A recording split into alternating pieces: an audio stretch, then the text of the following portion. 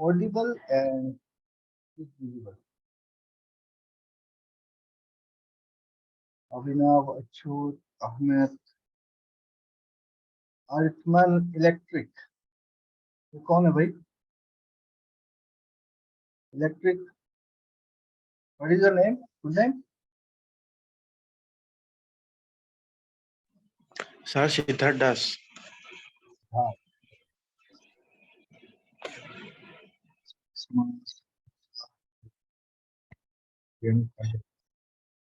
Okay, nice.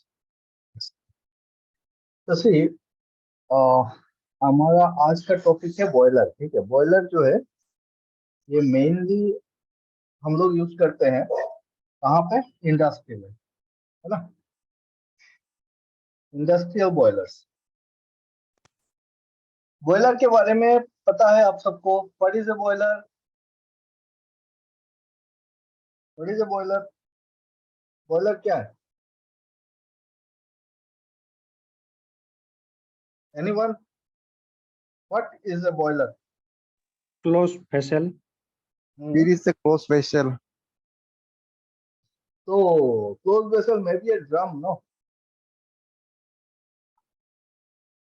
Is this a complete definition? It is a closed vessel.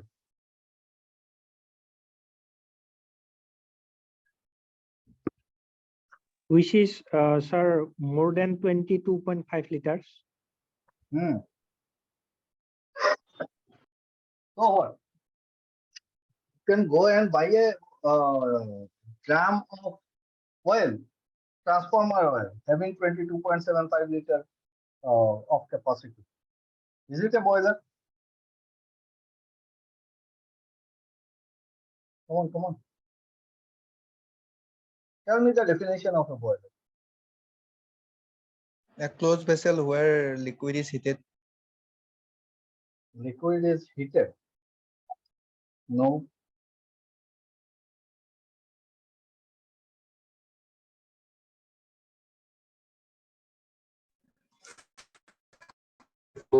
Boiling is done with temperature.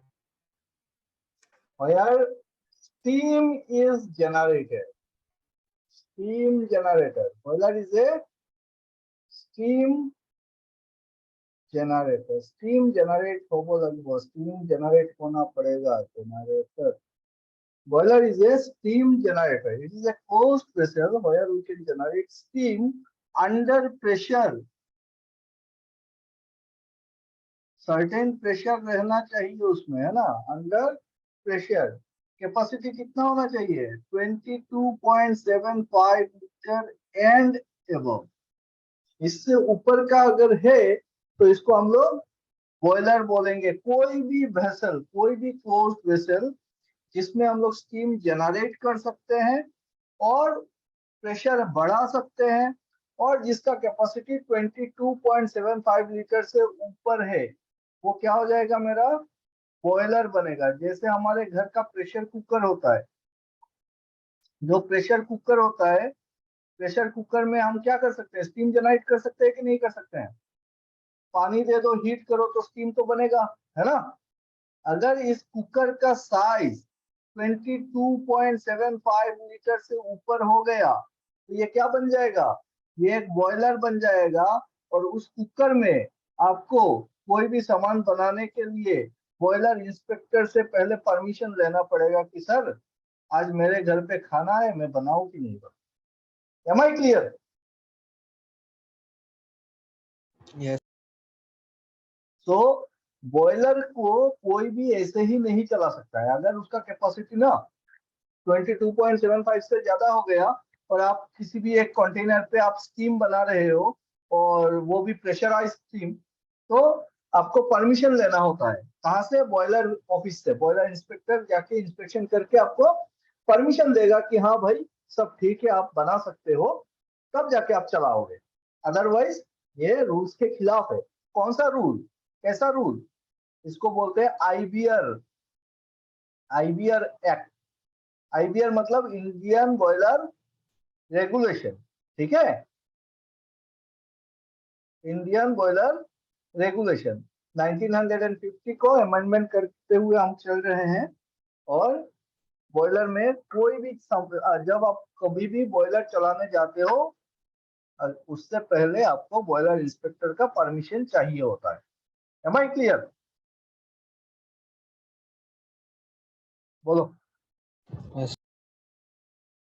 तो हमारा ऑटोजेनेसिस automation का ही training किया हुआ लड़का Jorhat engineering college से पास किया था, ऑंगटोंग टेरन। Now he is a boiler inspector in for Assam. Last महीना में ही उसका सिलेक्शन हुआ है, फरवरी में। तो और यही पढ़ के गया था जो मैं आज आप लोगों को दिखाने वाला हूँ, यही पढ़ के गया था, वो भी यहाँ से, ये बॉयलर का। ठीक है एवरीवन? बॉयलर को देखो, बॉयलर को ना बहुत सारे सेक्शंस पे हम डिवाइड करते हैं। तो पहले बढ़िया से एक बार उसका स्कीमेटिक समझ लेते हैं, उसके बाद डेफिनेशन पे जाएंगे। आप लोग डेफिनेशन को रट्टा मारते रहते हो, फिर याद नहीं रहता है। पहले उसका वर्किंग प्रिंसिपल को समझते हैं। बॉयलर में सबसे इंपॉर्टेंट चीज, ये जो बॉयलर मैं दिखा रहा हूँ वो है फ्लूइडाइज्ड बेड कंबशन बॉयलर। बहुत तरीके के बॉयलर होते हैं, अलग अलग तरीके के बॉयलर होते हैं। उसमें से एक टाइप का बॉयलर है fluidised bed combustion boiler, FBC boiler बोलते हैं।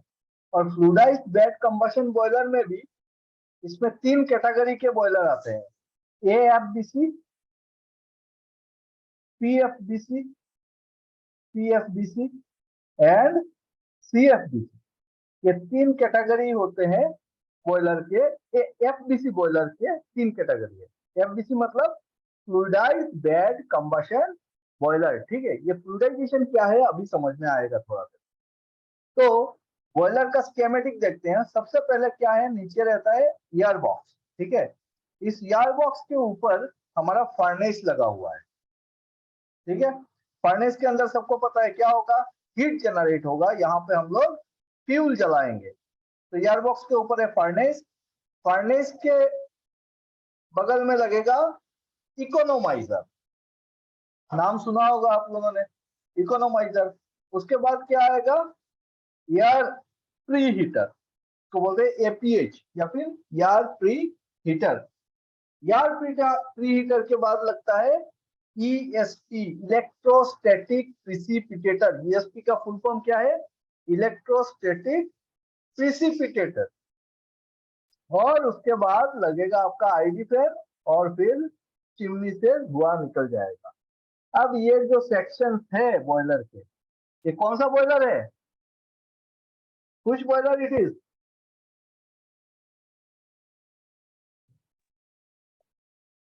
हाँ बोलो भाई, क्या बॉयलर बता रहे हैं अभी? एफबीसी। एएफबीसी। एएफबीसी का मतलब होता है atmospheric fluidised bed combustion boiler. ठीक है,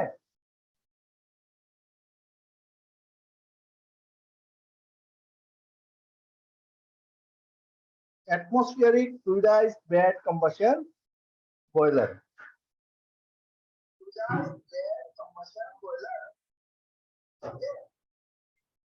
कहाँ से सेकंड,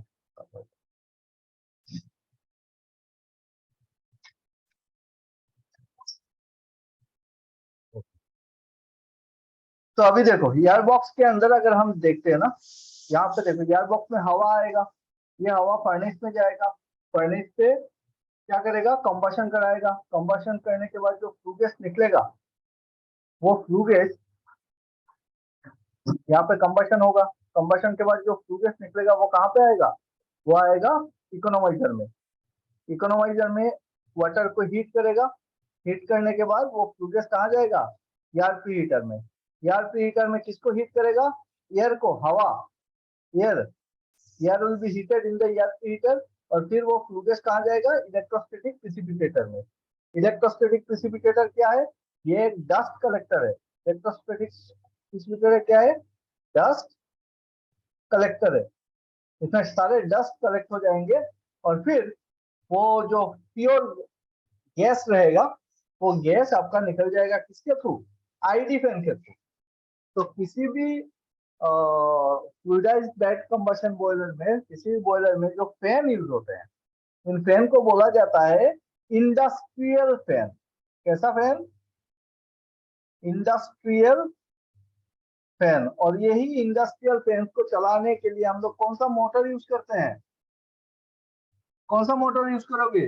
ऐसा आईडी फैन, एफडी फैन, पीए फैन, ये सब में क्या मोटर यूज करोगे बोलो? 3-phase induction motor. हाँ, 3 फेज इंडक्शन मोटर हमको यूज करना होता है।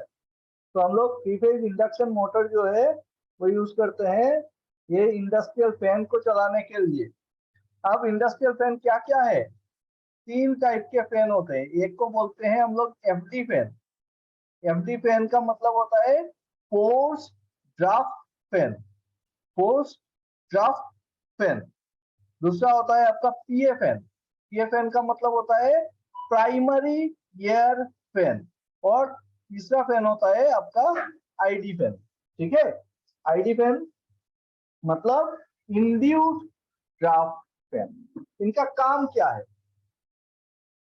एफडी फैन या फिर फोर्स ड्राफ्ट फैन जो है वो क्या करेगा? एटमॉस्फेयर से हवा को खींचेगा। It will suck air from atmosphere and it will give supply the air to the air box. वो फार्नेस के अंदर या फिर बॉयलर के अंदर हवा इन कराएगा। किसके through? That air will be passing through the air preheater. Air preheater के थ्रू आएगा वो हवा। समझ में आ रहा है? तो क्या होगा? इनकमिंग एयर जो है, एटमॉस्फेयर का एयर का टेम्परेचर कितना होगा भाई? 10 डिग्री 12 डिग्री टेम्परेचर होगा, है ना? 10 12 15 डिग्री सेंटीग्रेड का टेम्परेचर होगा, है ना? उतना एयर को अगर सक करके देगा बॉयलर के अंदर, फर्नेस का टेम्परेचर पकड़ लो आपका 800 डिग्री सेंटीग्रेड है। अभी 800 डिग्री सेंटीग्रेड का टेम्परेचर में अगर आप 10 डिग्री सेंटीग्रेड का एयर को मिक्स करते हो तो बॉयलर में क्या इफेक्ट आएगा? वो बॉयलर फ्यूल में बर्न नहीं क्या होगा सर, इफेक्ट आएगा? ठंडा हो जाएगा। फ्यूल बर्न नहीं होगा सर। फ्यूल बर्न नहीं होगा मतलब क्या होगा? ठंडा हो जाएगा ना, कूलिंग इफेक्ट आएगी। इफेक्ट क्या होगा? It will cool down, cooling effect. तो हमको वो टेम्परेचर बॉयलर के अंदर मेंटेन करने के लिए, 800 डिग्री का टेम्परेचर मेंटेन करने के लिए हमको एक्स्ट्रा फ्यूल बर्न करना पड़ेगा। Are you getting my point? हमको sir. क्या करना पड़ेगा? एक्स्ट्रा फ्यूल बर्न करना पड़ेगा। अगर आप 10 डिग्री का हवा मिलाते हो, एयर जाता है 10 डिग्री का ठंडा हवा, तो 800 डिग्री सेंटीग्रेड अगर मेंटेन करना है तो हमको क्या करना पड़ेगा? एक्स्ट्रा फ्यूल बर्न करना पड़ेगा। इसका मतलब मेरा एफिशिएंसी घट जाएगा, है ना? ज्यादा कोयला जलाना पड़ेगा तब जाके same amount of electric power के लिए। अभी हम क्या करते हैं कि ये जो फ्लू गैस यहाँ से निकल के जा रहा था उसमें तो हीट का टेम्परेचर था। उस टेम्परेचर को यूज करके ना ये जो एयर 10 डिग्री का एयर जा रहा था, 15 डिग्री का एयर जा रहा था, इसको गर्म कर लेंगे। और इसको गर्म करके पकड़ लो 100-150 डिग्री सेंटीग्रेड भी अगर अचीव होता है तो बेटर है। 100-150 डिग्री का टेम्परेचर हम बॉयलर के अंदर डालेंगे। इसका मतलब ये जो एयर प्री हीटर है उसने क्या किया? क्या किया हमारे बॉयलर में? एफिशिएंसी इंक्रीज कर दी, एफिशिएंसी बढ़ा दिया। समझ में आया? हाँ भाई बोलो। एफिशिएंसी इंक्रीज हुआ? हाँ सर। एयर प्रीहीटर क्या करता है? बॉयलर में एफिशिएंसी इंक्रीज करता है। एवरीवन, नेक्स्ट, एयर प्रीहीटर समझ गए हम लोग। नेक्स्ट देखो, ये जो हवा आया एफडी फैन से, ये फोर्सफुली बॉयलर के अंदर जाके घुस रहा है, तो इसीलिए इसको बोलते हैं फोर्स ड्राफ्ट फैन। क्या बोलते हैं? फोर्स ड्राफ्ट फैन या फिर एफडी फैन। एफडी फैन का हवा क्या क्या कारण से, क्या क्या पर्पस के लिए हम लोग भेज रहे हैं? 2 पर्पस है। एक नंबर, वो फ्लूइडाइजेशन कराएगा, फ्लूइडाइजेशन कराएगा। दूसरा, वो कंबशन कराएगा, कंबशन कराएगा। अरे भाई अगर फ्यूल है तो फ्यूल कब जलेगा? फ्यूल जलेगा जब इसको क्या मिलेगी? सफिशिएंट ऑक्सीजन मिलेगी, है ना। अगर ऑक्सीजन नहीं मिलता है तो क्या ये फ्यूल बर्न होगा? नहीं होगा, है ना। तो इस हवा को, ऑक्सीजन को कैसे लेंगे? एयर से ही लेंगे, इसीलिए हम लोग लगाते हैं। Am I clear? Yes sir. Okay. अब दूसरा चीज आता है कि भाई इसके अंदर फ्यूल आएगा कैसे? जो कोयला है, पकड़ लो कोल यूज कर रहे हो, तो वो कोयला आएगा कैसे? वो कोयला को भेजने के लिए हम लोग एक फैन लगाते हैं, इसको बोलते हैं प्राइमरी एयर फैन। तो प्राइमरी एयर फैन का काम होता है फ्यूल को कैरी करके फर्नेस के अंदर लेके जाना। प्राइमरी एयर फैन का क्या काम है? प्राइमरी एयर फैन का काम वो है कि वो हवा को लेता है और फर्नेस के अंदर डालता है, ताकि फ्यूल जो है ना वो उस एयर के साथ अंदर जा सके। समझ में आया? अब देखो यहाँ पे जो आग जलेगी उसके बाद क्या निकलेगा? गैस निकलेगा। और हॉट गैस को ना हम बोलते हैं फ्लू गैस। हॉट गैस को, जिसमें टेम्परेचर है, उसको बोलते हैं flue gas. Flue gas is nothing but hot gas plus ash. अगर आप कोयला जलाओगे तो क्या निकलेगा? एश निकलेगा, है कि नहीं? कोयला जलाएंगे तो क्या निकलेगा? एश निकलेगा। तो hot gas plus ash is equal to your flue gas. समझ में आया? ये हॉट गैस जो है ना, ये आएगा आपके इकोनोमाइजर। और इकोनोमाइजर के अंदर क्या होगा? यहाँ पे हम लोग रख देंगे वाटर ट्यूब, कुछ कॉइल रखेंगे पानी का। वो जब ये फ्लू गैस जा रहा होगा ऊपर से नीचे तरफ, तो क्या होगा? यहाँ पे ये टेम्परेचर एक्सचेंज कर लेगा, तो अंदर में जो पानी है ना, वो पानी गर्म हो जाएगा। समझ में आ रहा है? अब इकोनोमाइजर के थ्रू जो पानी आएगा, वो पानी जाएगा कहाँ पे?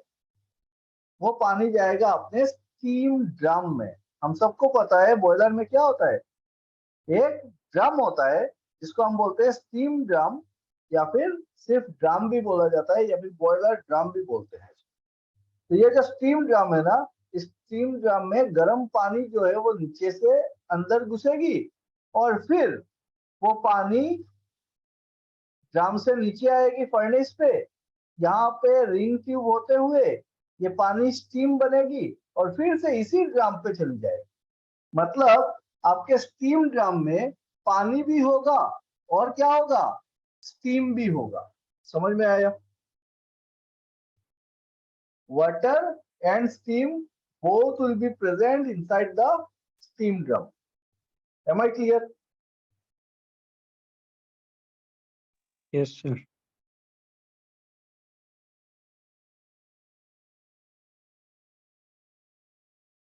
बहुत बढ़िया। अब देखते हैं इसके अंदर क्या क्या चीजें होती है। ठीक है, एयर बॉक्स के अंदर देखे, एयर बॉक्स को खोलते हैं।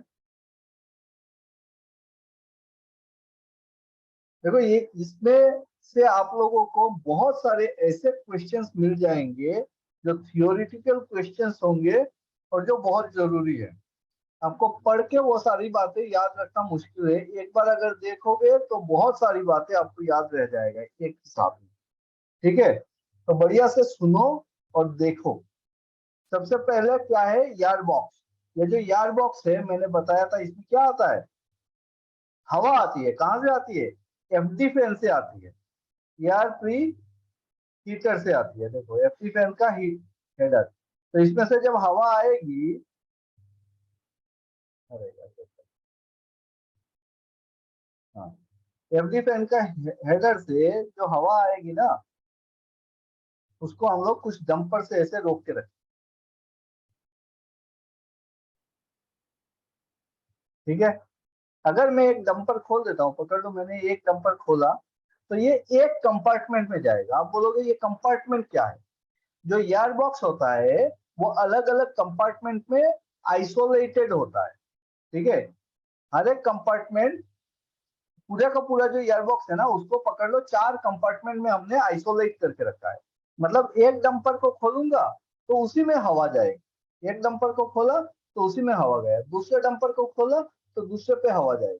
समझ में आ रहा है?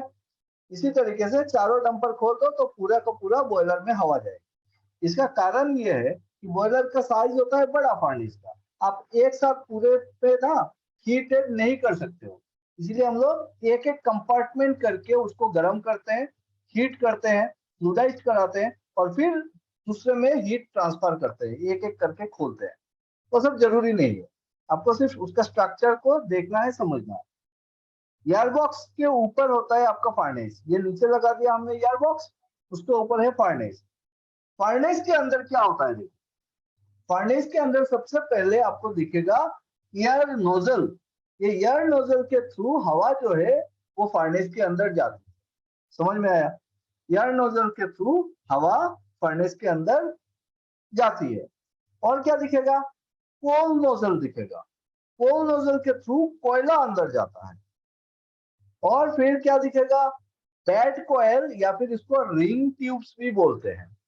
इसके अंदर क्या रहता है सर, इसके अंदर रहता है पानी, ठीक है, ये पानी रहेगा रिंग ट्यूब्स के अंदर। ऊपर में क्या दिखेगा, फर्नेस के ऊपर की तरफ हमको दिखेगा दो सुपर हीटर कोयल, एक होता है कन्वेक्शनल सुपर हीटर और दूसरा होता है आपका radiant super heater. Screen freeze होगा देखिए, Yes, हाँ, sir. Freezer sir. है, sir. अरे क्यों फ्रीज हो गया ऐसे, एक मिनट और फिर से शेयर करता हूँ।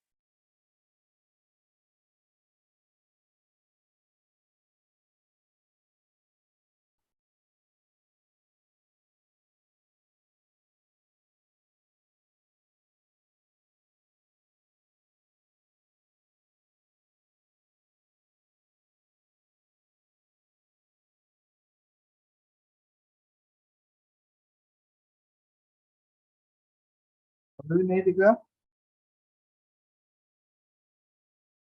Just minute.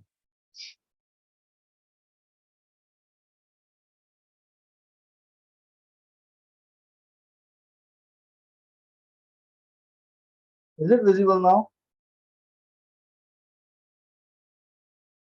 Yes, sir.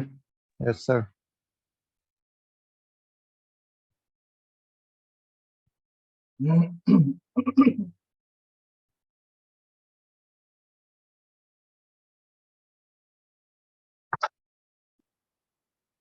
देखो तो अभी विजिबल है,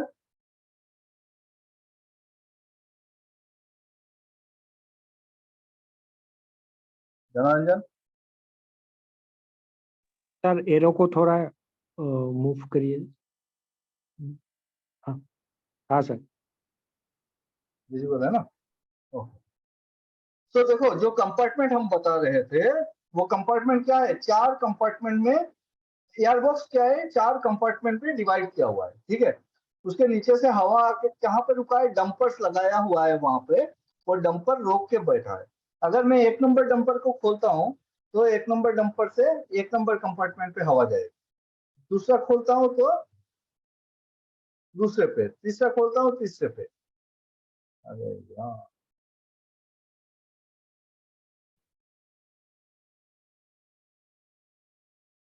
दिख रहा है आप लोगों को? हाँ सर। हाँ, तो अगर मैं चारों कंपार्टमेंट का डंपर खोल दूं तो चारों कंपार्टमेंट पे क्या होगा, हवा जाएगी और पूरा का पूरा जो बेड है उसमें फ्लूइडाइजेशन होगा। अब बात करते हैं कि फर्नेस के अंदर हमको क्या देखने को मिलता है। नीचे है एयर बॉक्स, अंदर में है पहले हमको दिखेगा एयर नोजल। क्या है, एयर नोजल है, देखो रेड कलर का जो दिख रहा है, these are all air nozzles, है ना। एयर नोजल से ये जो एयर बॉक्स के अंदर जो एयर है वो फर्नेस के अंदर घुसता है। दूसरा चीज हमको दिखता है कोल नोजल, है ना। ये कोल नोजल क्या है, कोल नोजल से कोयला अंदर जाता है। तीसरा है बैड कॉयल्स या फिर रिंग ट्यूब्स। रिंग ट्यूब के अंदर क्या होता है, रिंग ट्यूब के अंदर होता है मेरा पानी, वाटर। ये वाटर स्टीम में कन्वर्ट होता है। और फिर ऊपर तरफ मुझको दिखता है convectional super heater and radiant superheater.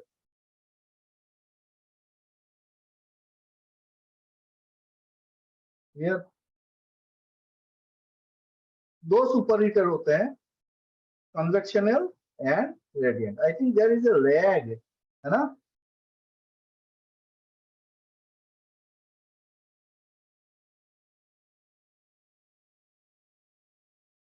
कुछ लैग है शायद इसका. प्रिया समझ में आ रहा है? Yes sir. ओके, चलो ठीक है, आगे बढ़ते हैं. एक बार देख लो, उसके बाद समझ में आएगा जितना भी होता है ना? तो ये यहाँ तक समझ में आ गया कि फर्नेस के अंदर क्या क्या होता है ना? फर्नेस के अंदर हमको सुपर हीटर देखने को मिल रहा है, और फिर रिंग ट्यूब से, फिर हमारा कॉयल है. अब आते हैं ड्रम की बात करते हैं. जो स्टीम ड्रम होता है, उसके उसके ऊपर कुछ इंस्ट्रूमेंट्स लगे होते हैं, और उन इंस्ट्रूमेंट को हम बोलते हैं, उन इंस्ट्रूमेंट को क्या बोलते हैं? बताओ, एनीवन? जो इंस्ट्रूमेंट बॉयलर ड्रम पे लगेंगे, क्या नाम होगा इन इंस्ट्रूमेंट का? प्रेशर गॉज, नहीं, सब मिला के क्या बोलेंगे इंस्ट्रूमेंट्स को? सारे इंस्ट्रूमेंट मिला के क्या बोलेंगे? auxiliaries, नहीं, गलत.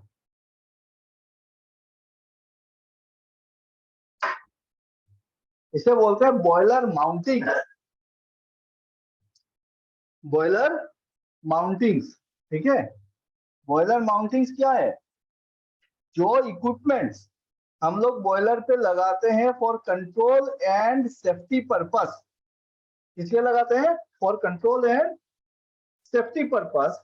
उस वो सारे इक्विपमेंट्स को हम बोलते हैं boiler mountings for control and safety purpose. जैसे कि प्रेशर गॉज हो गया, सेफ्टी वाल्व हो गया, या फिर आपका गॉज ग्लास हो गया. दो साइड में जो दिख रहा है अभी, लेफ्ट साइड और राइट साइड में, ये होता है आपका गॉज ग्लास, या फिर लेवल गॉज भी बोलते हैं.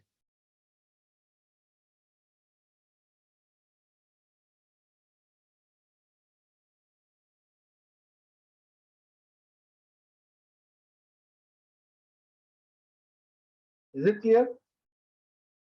तो सेफ्टी वाल्व है, गेज ग्लास है, लेवल गॉज बोलो, ट्रांसमीटर्स बोलो, या फिर ये CBD, continuous blow down, IBD, intermittent blow down, ये सारे क्या है? बॉयलर माउंटिंग्स है. ओके, बॉयलर माउंटिंग्स है, सीबीडी, आईबीडी, ये सब. बॉयलर ड्रम में क्या होता है? ड्रम के नीचे से, नीचे रहता है पानी, ऊपर तरफ रहता है हमारा स्टीम. ठीक है, नीचे तरफ होता है पानी, ऊपर होता है स्टीम. अब नीचे से जो पानी आएगा, अरे यार ये मूव नहीं कर रहा है क्या आपका स्टीम? आपको दिख रहा है ना सब लोगों को? Yes sir. ओके. तो जो बॉयलर ड्रम के नीचे से पानी आएगा कहाँ पे? आपके रिंग ट्यूब्स पे ही, ये देखिए. और जिस पाइप से वो नीचे आता है, इसको हम बोलते हैं डाउन कमर. क्या बोलते हैं? डाउन कमर. डाउन कमर से ये नीचे आता है, रिंग ट्यूब्स में आता है, यहाँ पे आपका पानी जो है वो स्टीम में कन्वर्ट होता है, और फिर वो ऊपर ड्रम में चला जाता है.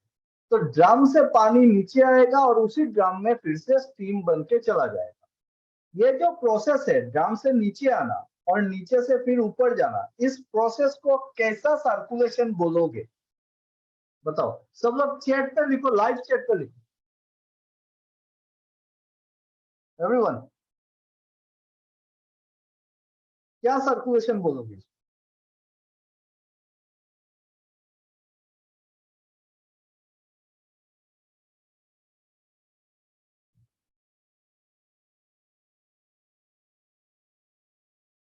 भैया, जनरंजन, क्या सर्कुलेशन होगा?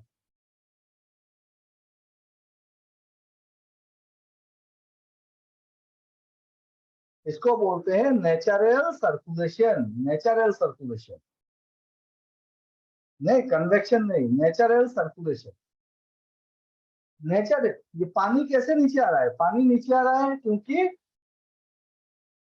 Due to gravity. पानी नीचे आएगा, ऊपर से अगर छोड़ दोगे पानी क्या होगा, नीचे आएगा ड्यू टू ग्रेविटी।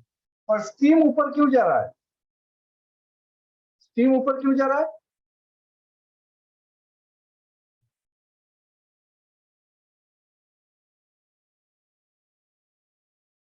बोलो बोलो बोलो, स्टीम ऊपर क्यों जा रहा है? वेट कम है, का वेट कम है। वेट नहीं बोलेंगे, क्या बोलेंगे? Density, density. density. Yes exactly, should word. Density है। हाँ, वेट नहीं, डेंसिटी। सर जो हमको पता है लोअर डेंसिटी चीज क्या होता है, ऊपर रहता है, हायर डेंसिटी वाला चीज नीचे रहता है। तो पानी का वेट ज्यादा है मतलब डेंसिटी ज्यादा है, इसीलिए पानी नीचे आएगा और स्टीम जो है वो ऊपर चढ़ जाएगा। तो स्टीम जस्ट 60%, 40% वाटर। ये होता है आपका बॉयलर का असली प्रोसेस यहाँ पर। और ये जो ड्रम से नीचे आपका डाउन कमर होते हुए रिंग ट्यूब, और रिंग ट्यूब से फिर राइजर, राइजर से फिर से स्टीम ड्रम, ये जो सर्कुलेशन है ये होता है आपका नेचुरल सर्कुलेशन। नेचुरल सर्कुलेशन क्यों बोल रहे हैं, क्योंकि ये बाई ग्रेविटी नीचे आ रहा है, डेंसिटी डिफरेंस से ऊपर जा रहा है। यहाँ पे कोई भी पंप या फिर कोई भी फोर्स कुछ नहीं लगा रहे हैं। तो ड्रम से नीचे आना ये सर्कुलेशन होता है natural circulation. Am I clear?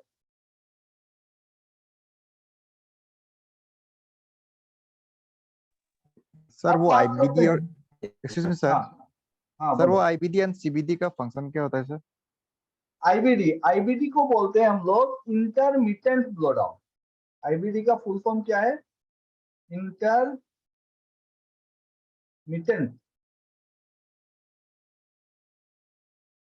Blow down. ये ब्लो डाउन करते हैं इससे। और सीबीडी होता है continuous blow down, continuous, continuous blow down. ठीक है। सीबीडी क्या होता है, आपका बॉयलर के ड्रम के नीचे से एक पाइप होता है छोटा सा, और ये जो बल्ब होता है यहाँ पे एक बल्ब लगा होता है सीबीडी बल्ब, और इसको खोल के हम रखते हैं, क्रैक ओपन करके रखते हैं, ताकि इससे ना कंटिन्यूअसली पूरा 24 आवर्स तक इससे पानी ड्रेन होता रहता है। ऐसा इसलिए करते हैं ताकि बॉयलर के ड्रम के नीचे जो आपका मिनरल्स या फिर कोई भी इम्प्योरिटी है ना, जो जमा होगा जाके, वो सब निकलता रहे, यहाँ पे ज्यादा जमा ना हो, कंसंट्रेशन या फिर हार्डनेस, क्या बोल रहा हूँ, हार्डनेस पानी का ना बढ़े, या फिर आप बोल सकते हो कि कंडक्टिविटी मेंटेन रहे, पानी का कंडक्टिविटी मेंटेन रहे। मतलब क्या है कि भाई जो पानी हम भेज रहे हैं ना बॉयलर के अंदर, वो किस टाइप का पानी होना चाहिए, पानी कैसा, पानी का नेचर कैसा होना चाहिए? Demineralised water sir. Demineralised water होना चाहिए, डीएम वाटर। डीएम वाटर में हमको हमारा पीएच जो है वो मेंटेन होना चाहिए। जो फीड वाटर होता है उसमें हम लोग मेंटेन करते हैं पकड़ लो 7.8 से लेके 8.2, इतना पीएच लेवल तक मेंटेन करते हैं। या फिर आप बोल दो इसमें जो कंडक्टिविटी होता है डीएम वाटर का, वो 0 रहना चाहिए, नील होना चाहिए। इसका मतलब क्या है कि कोई भी टाइप का इम्प्योरिटी नहीं होना चाहिए पानी में। फिर हम लोग डीएरेटर यूज करते हैं, उसमें क्या करते हैं, ऑक्सीजन को रिमूव करते हैं, ऑक्सीजन स्केवेज कराते हैं। तो किसी भी टाइप का ना गैस नहीं होना चाहिए, ऑक्सीजन नहीं होना चाहिए, कार्बन डाइऑक्साइड नहीं होना चाहिए, इस टाइप का गैस पानी में नहीं रहना चाहिए। अदरवाइज वो ऑक्सीडेशन करेगा अंदर में जाके, वो कार्बन डाइऑक्साइड होगा तो HCO3 बनाएगा, इसका मतलब पानी का पीएच डाउन कर देगा। तो इस टाइप का बहुत सारी बातें आती हैं। तो उसके अलावा जैसे पानी एकदम प्योर पानी भी आप भेज रहे हो ना, फिर भी कुछ ना कुछ पार्टिकल्स रह जाते हैं, जैसे कि सिलिका। सिलिका, सिलिका पकड़ लो आपने 0.02 ppm का सिलिका अलाउ किया, उसके नीचे का, उससे ऊपर नहीं, 0.02 ppm। ppm का फुल फॉर्म पता है? ppm मतलब पार्ट्स पर मिलियन। ठीक है। तो उतना कम सिलिका भी अगर जाएगा पानी में, और फिर वो पानी जब कंटिन्यूअसली स्टीम बन के निकलता रहेगा, तो सिलिका एकदम कम, एकदम कम, एकदम कम। लेकिन वो कम भी तो पूरा दिन भर में बहुत सारा जमा हो जाएगा ना, समझ में आ रहा है? करते करते करते करते क्या होगा, बॉयलर के नीचे बहुत सारा सिलिका जमा हो जाएगा, तो सिलिका का कंसंट्रेशन क्या हो जाएगा, यहाँ पे बढ़ जाएगा। जैसे हमारा समुद्र का पानी खरा होता है, हार्डनेस बहुत ज्यादा होता है, क्यों होता है?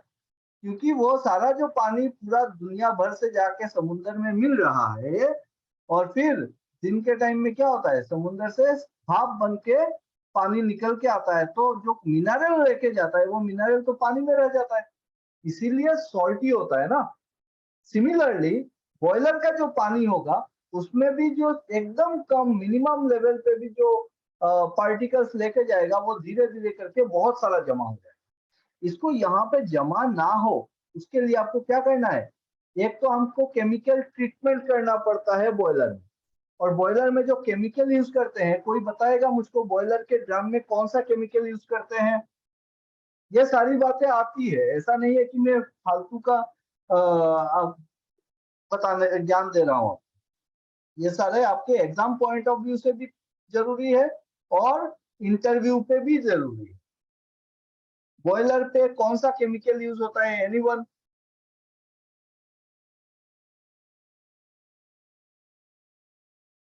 इसको बोलते हैं TSP, trisodium phosphate. Trisodium phosphate. APGCL का एग्जाम दोगे तो उसमें तो बहुत मायने रखता है ये सारी बातें, ठीक है, क्योंकि जनरेशन में ही ज्यादा जरूरी है। एपीडीसीएल में जनरेशन से उतना ज्यादा खास जनरेशन पार्ट पे नहीं जाता है, बट आपको जानना चाहिए। तो क्या जानना चाहिए कि ट्राई सोडियम फॉस्फेट मतलब फॉस्फेट डोजिंग करते हैं हम लोग किसपे, बॉयलर के ड्रम में, और ये जो डोजिंग होता है इसको बोला जाता है एचपी डोजिंग। एचपी डोजिंग मतलब हाई प्रेशर डोजिंग, क्योंकि बॉयलर का ड्रम क्या होता है, हाई प्रेशर रहता है ना। पकड़ लो 65 केजी का प्रेशर है बॉयलर में, ड्रम में, तो आपको जो डोजिंग करना है, केमिकल को अगर इंजेक्ट करना है अंदर, तो आपको 65 केजी के ऊपर का प्रेशर से इसको अंदर डालना है, इसीलिए इसको बोला जाता है हाई प्रेशर डोजिंग या फिर एचपी डोजिंग। कौन सा chemical, TSP, trisodium phosphate.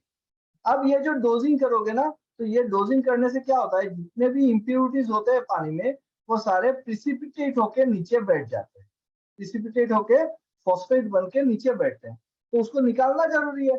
उसको निकालने के लिए हम लोग यूज करते हैं सीबीडी, कंटिन्यूअस ब्लो डाउन। समझ में आया?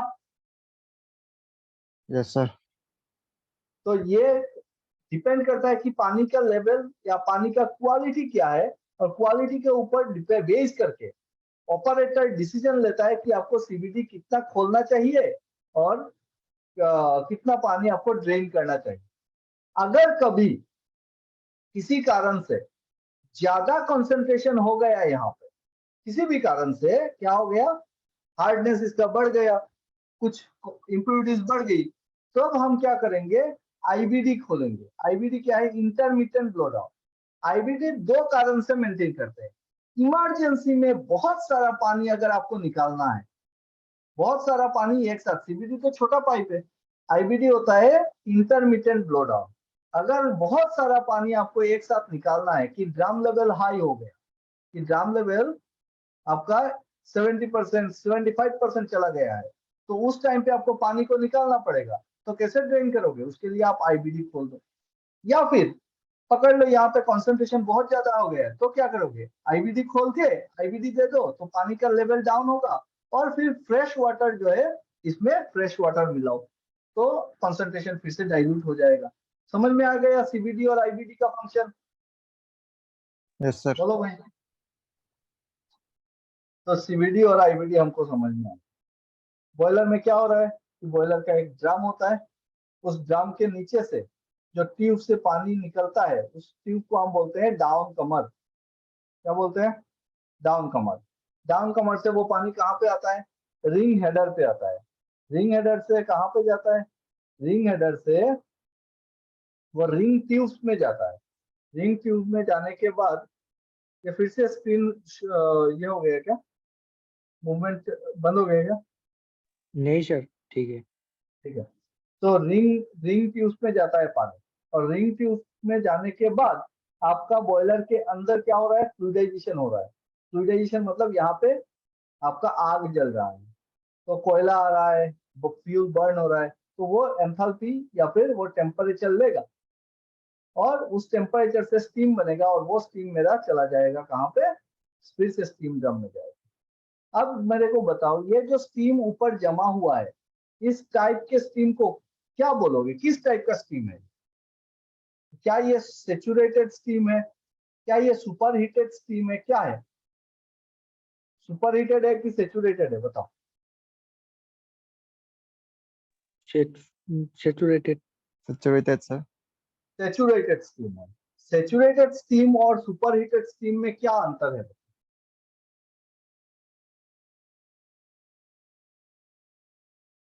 सुपर हीटेड स्टीम और सेचुरेटेड स्टीम में क्या अंतर है? Saturated में moisture होता है सर, ना fully वो नहीं होता है। एग्जैक्टली तो अगर कहीं पे भी वो जाके मतलब एकदम बॉर्डर लाइन पे होता है, सेचुरेटेड बॉर्डर लाइन पे है, अगर कहीं पे भी वो जाके क्या हुआ कि पार्टिकल जो है स्टीम का, उसने थोड़ा सा एनर्जी अगर लूज कर लिया तो वो क्या बन जाएगा, वाटर बन जाएगा, और that is really harmful for our steam turbine. तो स्टीम टरबाइन का जो ब्लेड है ना, उस ब्लेड में अगर मॉइस्चर लगेगा तो ब्लेड खराब हो जाएगा, टरबाइन खत्म। इसीलिए हमको क्या चाहिए, हमको चाहिए ड्राई स्टीम, और जितना ज्यादा सेचुरेशन लेवल के ऊपर जाएगा टेम्परेचर, जितना ज्यादा ऊपर जाएगा उतना उतना ही अच्छा एफिशिएंसी भी मिलेगा मुझे, है ना। तो सुपर हीटर का टेम्परेचर जितना हाई लेके जा सकते हो, एफिशिएंसी इंक्रीज होगा। समझ में आया? पकड़ लो, पकड़ लो। ये एक ग्राफ में दिखाता हूँ आपको, टीएस ग्राफ बोलते हैं इसको, टेम्परेचर वर्सेस एंट्रोपी। एंट्रोपी पता है, what is entropy? What is entropy? प्रिया,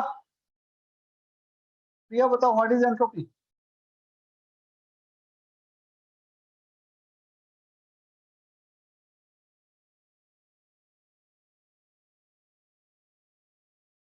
अरे बोलो बोलो।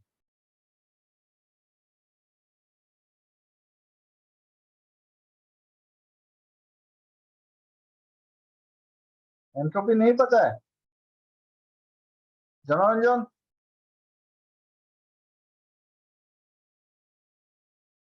हेलो,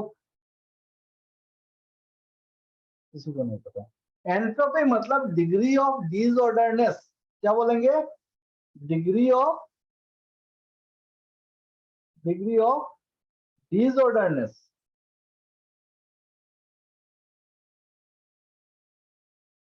जैसे कि हम लोग एंट्रोपी ऐड कर रहे हैं continuously, degree of disorderness.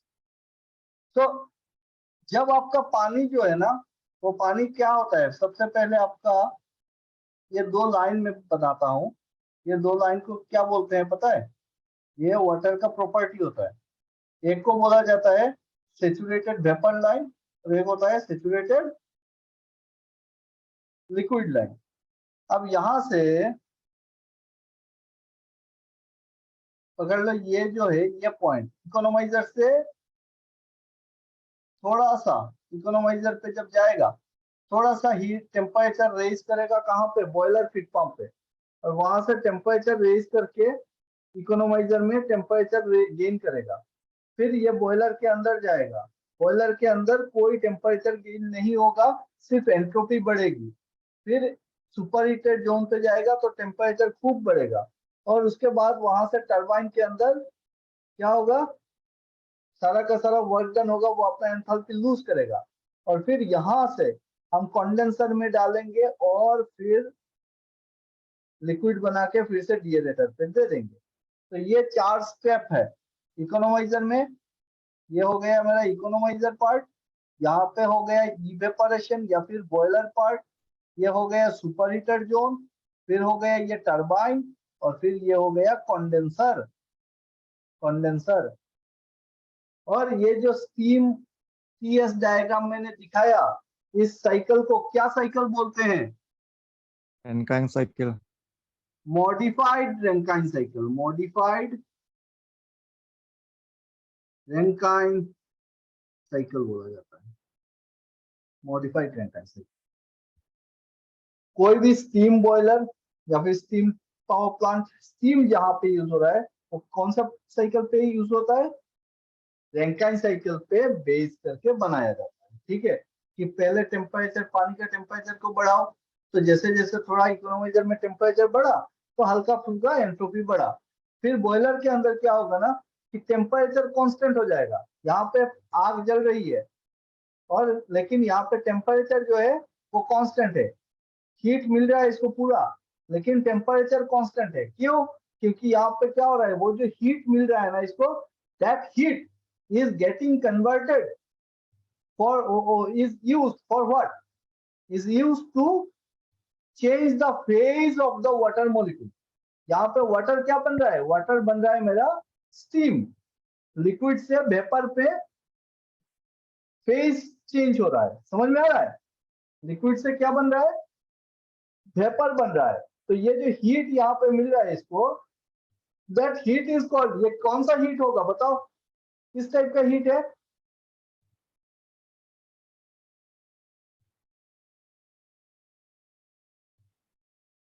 Anyone? क्या क्या टाइप का हीट है ये?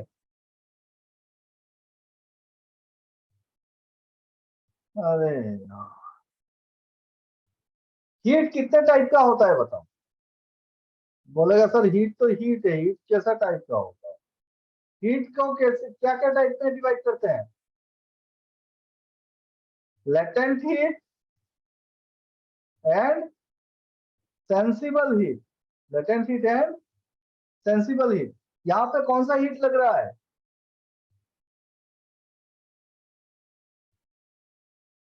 फर्नेस के अंदर कौन सा हीट है? लेटेंट हीट है कि सेंसिबल हीट है?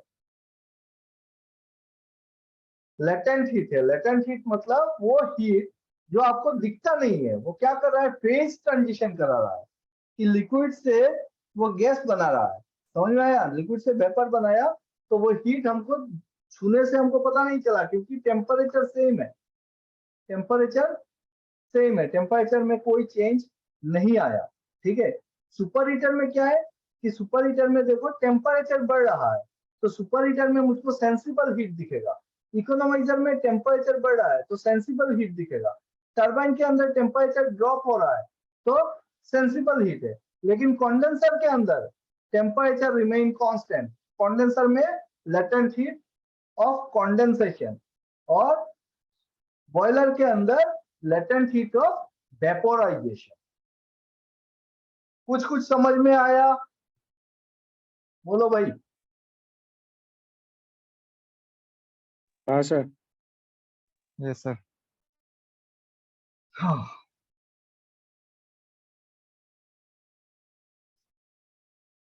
अब बात करते हैं ये फ्लूइडाइज्ड बेड के बारे में, थोड़ा सा बात करते हैं। फ्लूइडाइज्ड बेड क्या होता है?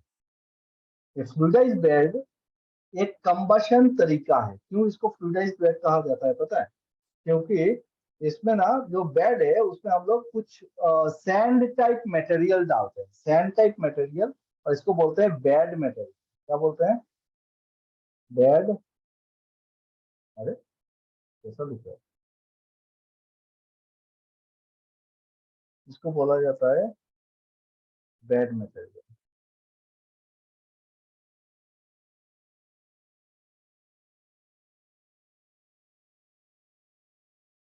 ये कैसे लिखा जा रहा है? चलो अच्छा।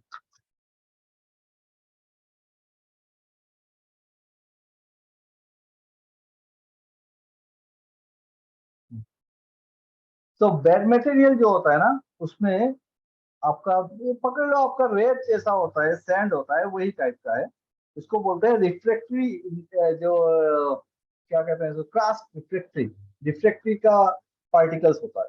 तो वो क्या करता है? हीट को रिटेन करके रखता है।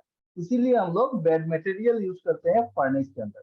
तो वो बेड मटेरियल क्या करेंगे, पहले हम लोग पूरा भर के रख देंगे, ठीक है, और फिर बेड मटेरियल को गर्म करेंगे। कितना टेम्परेचर तक गर्म करेंगे? ये बेड मटेरियल को हम लोग गर्म करेंगे 650 डिग्री के ऊपर। 600 डिग्री पे क्या होता है? 600 डिग्री होता है इग्निशन टेम्परेचर फॉर कोल। कौन सा कोयला यूज करते हैं बताओ? कौन सा कोयला यूज करते हैं? Lignite. बिटुमिनस। तो सेमी बिटुमिनस कोल या फिर बिटुमिनस कोल, लिग्नाइट और बिटुमिनस के बीच का कोयला। तो उस टाइप का कोयले का जो इग्निशन टेम्परेचर होता है वो होता है 600 डिग्री के करीब। वैसा टेम्परेचर पे लेके जाने के बाद हम लोग कोयला छोड़ देंगे और पूरा का पूरा जो कोल है वो जलने लगेगा। इसी तरीके को हम बोलते हैं फ्लूइडाइज्ड बेड, क्योंकि जो स्टैटिक बेड है ना बालू का, क्या कहते हैं, रेत का, वो फ्लूइड की तरह बिहेव करने लगता है।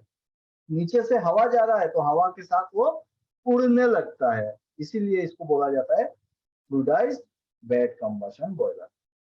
ठीक है, सो थोड़ा सा बोल के खत्म करूंगा। इकोनोमाइजर देखो, इकोनोमाइजर के अंदर कुछ ट्यूब्स होते हैं जिससे पानी जाता है। एयर प्रीहीटर, ये इकोनोमाइजर का ट्यूब्स। फिर एयर प्रीहीटर में हवा आता है एफडी फैन से। एफडी फैन का नाम होता है फोर्स ड्राफ्ट फैन, है ना। और एयर प्रीहीटर के अंदर ट्यूब से फ्लू गैस निकलता है, शेल में हवा आता है। इलेक्ट्रोस्टैटिक प्रिसिपिटेटर ESP, इसका काम होता है कि क्या कहते हैं इसको, फ्लू गैस में जो डस्ट पार्टिकल है उसको कलेक्ट करना। ESP में high volt DC current use होता है। दो प्लेट होते हैं, एक में पॉजिटिव एक में निगेटिव आप सप्लाई लगाओगे और हाई वोल्टेज DC दोगे तो यहाँ पे आयनाइजेशन हो जाएगा। आयनाइजेशन होके जो डस्ट पार्टिकल है उसको वो कलेक्ट कर लेगा, है ना। टैगिंग स्कीम आप लोगों को जरूरत नहीं है जानना, तो मैं स्किप करता हूँ यहाँ पे। कोयला जो होता है वो बंकर से आता है। कोल बंकर दिख रहा है सबको?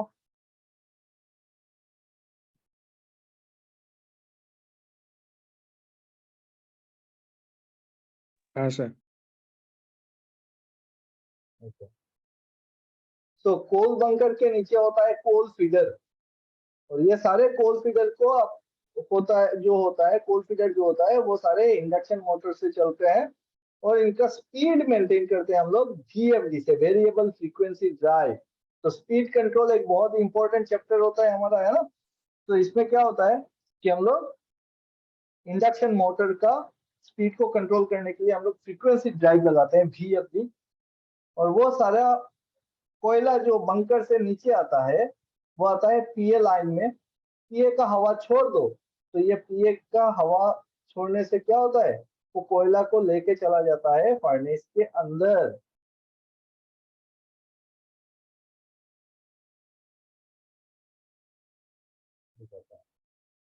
ये ऐसे जाएगा। ये लाइन का हवा जैसे खोल दिया, यहाँ पे मिक्सिंग नोजल होता है, कोयला आएगा और वो कोयला चला जाता है फर्नेस में। तो this is what a bit idea about your boiler operation, what is boiler and all। बहुत सारी बातें हैं और भी बहुत सारी बातें करनी है, ठीक है। तो थोड़ा थोड़ा करके करते हैं।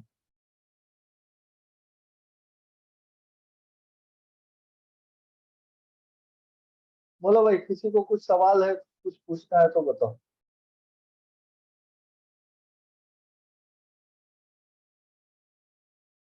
If you people have any questions regarding this boiler, कोई कंफ्यूजन है, कोई सवाल है तो बोलो।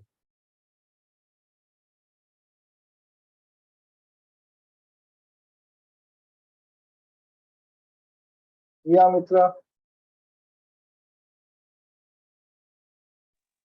सर रिगार्डिंग डेरिवेटर्स आप थोड़ा एक्सप्लेन कर पाएगा सर? Deaerator, okay, हाँ sir. sure। Anybody else? Anything?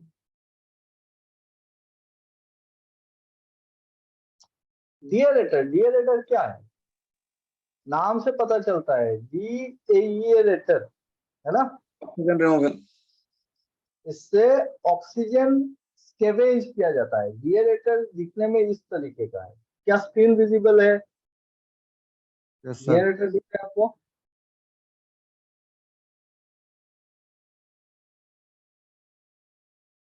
क्या मेरा डिएरेटर दिख रहा है? हाँ सर। हाँ, तो ये डिएरेटर होता है। डिएरेटर्स में जो पानी हमारा डीएम टैंक से या फिर वाटर ट्रीटमेंट प्लांट से पानी सबसे पहले बॉयलर में एंट्री करने से पहले कहाँ पे आता है? डिएरेटर में आता है। तो वाटर ट्रीटमेंट प्लांट से आपको पानी प्योर डीएम वाटर मिल रहा है, वो पानी आएगा डिएरेटर। आने के बाद डिएरेटर में ऑक्सीजन, फ्री ऑक्सीजन जो वाटर में होता है वो रिमूव होता है। रिमूव करने का तरीका क्या है? इस डिएरेटर में हम लोग एक केमिकल डोज करेंगे। जैसे हमने ड्रम में केमिकल डोज किया था ना, कौन सा केमिकल था? TSP, Yes. Trisodium phosphate. हाँ, फॉस्फेट डोजिंग। यहाँ पे कौन सा केमिकल डोज करेंगे? हाइड्राजिन।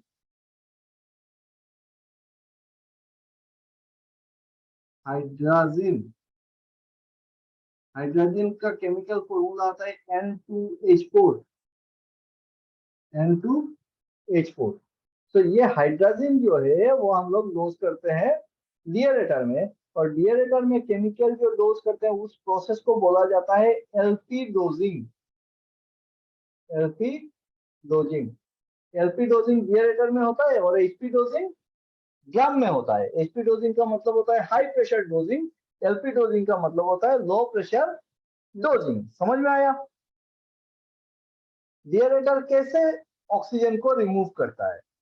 अब देखो, वाटर का केमिकल फॉर्मूला क्या है? H2O। इससे अगर मैं ऑक्सीजन को रिमूव कर दूं तो क्या बचेगा? हाइड्रोजन, है ना? बताओ।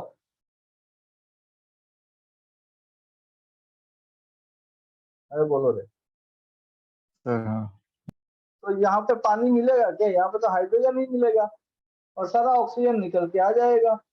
अगर ऐसा होता तो हमारा तो टेंशन खत्म था ना। हम जगह जगह पे डिएरेटर लगा देते और डिएरेशन प्रोसेस से ऑक्सीजन रिमूव कर देते, एटमॉस्फेयर पे ऑक्सीजन लेवल हाई हो जाता। पर ऐसा नहीं होता है। क्या होता है, हम लोग इस H2O को तोड़ के इस ऑक्सीजन को रिमूव करने में हमारा कोई इंटरेस्ट नहीं है। हमारा इंटरेस्ट है H2O में जो dissolve free oxygen, free radical जो बैठा हुआ है, फ्री ऑक्सीजन जो रेस्पॉन्सिबल है ऑक्सीडेशन पे, जो बॉयलर के अंदर क्या करता है? ऑक्सीडेशन कराता है। उस ऑक्सीजन को स्केवेंज करना है, रिमूव करना है। अब ऑक्सीजन निकल के तो आएगा नहीं। ऑक्सीजन निकालने के लिए हम लोग क्या डोज करेंगे? N2H4 केमिकल डोज करेंगे। केमिकल को डोज करने से क्या होगा? ये ऑक्सीजन नाइट्रोजन को रिप्लेस करके H2O फॉर्म करेगा और नाइट्रोजन का कोई एक गैस निकल के आ जाएगा। एटमॉस्फेयर में क्या निकलेगा? ऑक्सीजन नहीं निकलेगा, यहाँ पे निकलेगा नाइट्रोजन का गैस या फिर नाइट्रोजन। तो ऑलरेडी एटमॉस्फेयर में नाइट्रोजन बहुत है, निकल रहा है यहाँ से। समझ में आया? तो डिएरेटर क्या करता है? ऑक्सीजन रिमूव नहीं करता है, ऑक्सीजन को स्केवेंज करता है। स्केवेंजिंग ऑफ ऑक्सीजन, खा जाता है वो, पानी बना देता है। समझ में आया? कौन सा केमिकल डोज करते हो? हाइड्रोजन डोज करते हैं। याद रखना, ये सारी बातें जो मैं बोल रहा हूँ ना, वेरी इंपॉर्टेंट। हाइड्रोजन डोज करते हैं। हाइड्रोजन का chemical formula N2H4। Boiler drum में कौन सा डोज करते हैं? टीएसपी। टीएसपी का फुल फॉर्म ट्राइसोडियम फॉस्फेट। इसका केमिकल फॉर्मूला कोई नहीं पूछेगा, ये थोड़ा मोटा वाला chemical formula, trisodium phosphate. LP dosing का पूछ सकता है, N2H4 इजी है। हाइड्रोजन है। क्या मेरी बात क्लियर हुई? Yes sir. ओके, और कुछ बोलो।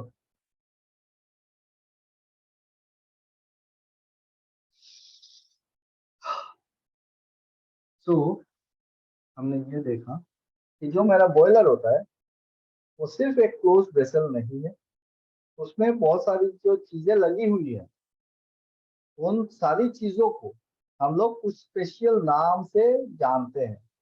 और वो स्पेशल कैटेगरी होता है boiler mounting, boiler accessories, boiler auxiliaries. Boiler accessories और बॉयलर ऑक्सिलरीज। बॉयलर एक्सेसरीज क्या है बताओ?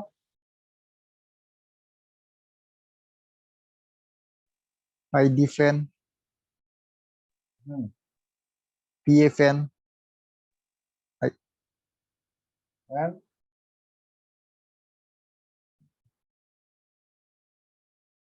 बोलो बोलो।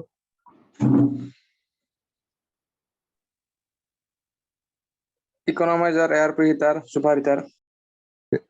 Primary super fan sir, heater भाई, primary super fan, heater, economiser, ERP heater, ये क्या है? प्राइमरी फैन सर, हाँ, प्राइमरी ईयर फैन। वो प्राइमरी ईयर फैन क्या है? एक्सेसरीज है, ऑक्सिलरीज है, क्या है? एसेसरीज।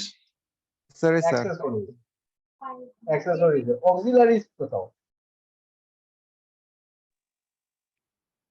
सर कन्वेयर बेल्ट, मतलब जो ऑयल लेने के लिए यूज करेगा। हाँ, VFD, VFD हो गया एक।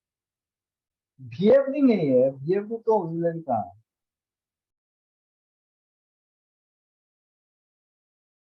क्या मेरा स्क्रीन दिख रहा है? हाँ सर, तो ये वो बॉयलर का एक पूरा का पूरा आपका पावर प्लांट का व्यू है, जहाँ पे हम जो पावर प्लांट में चलाते हैं ना बॉयलर, तो इसी पेज को देख के चलाते हैं। ठीक है, यहाँ पे देखो नीचे आपको लिखेगा आईडी फैन। ये आईडी फैन को स्टार्ट करना, स्टॉप करना, हम कंप्यूटर से बैठ के सारा काम करते हैं ना। तो ये होता है ID fan, induce draft fan. फिर होता है पीए फैन, ये ऑक्सिलरीज है। पीए फैन हो गया, एफडी फैन हो गया, फीट पंप हो गया, ये सारे हैं ऑक्सिलरीज। एक्सेसरीज क्या है? एक्सेसरीज होते हैं आपके इकोनोमाइजर, एक्सेसरी है। ईआरपी हीटर एक्सेसरीज है। सुपर हीटर एक्सेसरीज है। जो एफिशिएंसी को इंक्रीज करता है उसको एक्सेसरीज बोलते हैं। ऑक्सिलरीज क्या है? जैसे ये आपका PA fan, FD fan, ID fan, feed pump, ये सब कोल फीडर, ये सब ऑक्सिलरीज है। ठीक है। और माउंटिंग्स क्या है? बॉयलर माउंटिंग्स होता है जो सारे equipment control and safety purpose के लिए लगाते हैं। मतलब प्रेशर गोज हो गया, लेवल गोज हो गया, गोज ग्लास बोलो, सेफ्टी भाल्व बोलो, ये आईबीडी, सीबीडी, ये सारे क्या है? ये सेफ्टी पर्पस के लिए लगाते हैं, तो इनको हम बोलते हैं माउंटिंग्स। ठीक है। Boiler mounting, accessories, auxiliaries, clear हो गया है ना भाई? बताओ रे, समझ में आया कि नहीं आया? बढ़िया। Yes sir. ठीक है, तो आज के लिए यहाँ पे खत्म करेंगे, है ना? एंड इसमें से जो जितने सारे बातें हमने की, वो सारे आपके थियोरिटिकल क्वेश्चंस बहुत सारे बनते हैं। कौन से साइकिल पे स्टीम टरबाइन काम करता है, या फिर बॉयलर का एमडीसी का मतलब क्या होता है, एएमडीसी का मतलब क्या होता है, फीड पंप किसे कहते हैं, ये सारी बातें थियोरिटिकल क्वेश्चंस। ओके, सिर्फ एक बार देख लो तो समझ में आ जाएगा। FT pen, IT pen, PA pen, ये सारे बहुत सारे क्वेश्चंस में, बहुत सारे पेपर्स में डायरेक्ट क्वेश्चंस मैंने देखा है। ओके, चलो, good night everyone. Good night sir. Good night sir. Good night, good night, good night Priya. Good night, sir. Good night.